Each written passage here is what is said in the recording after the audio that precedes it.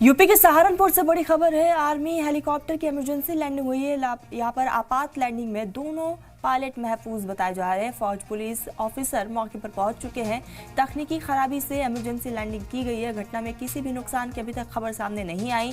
ये घटना सहारनपुर जिले के चिकाना गांव में यमुना नदी के किनारे मशक के दौरान हुई है। तो आपको बता दें कि इमरजेंसी लैंडिंग की गई है। आपात लैंडिंग में दोनों पायलट फिलहाल सुरक्षित बताए जा रहे हैं।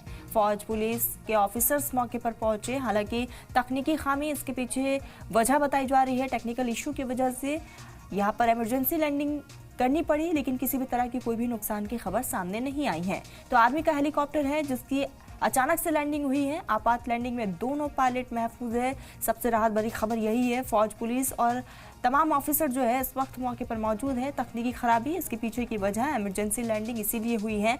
आपको बताते चले कि ये पूरी घटना सहारनपुर की है। सहारनपुर जिले के चिकाना गांव में यमुना नदी के किनारे मशक के दौरान इमरजेंसी लैंडिंग हुई और उसके बाद वहां पर लोगों का पहुंचने का सिलसिला भी देखने को मिला।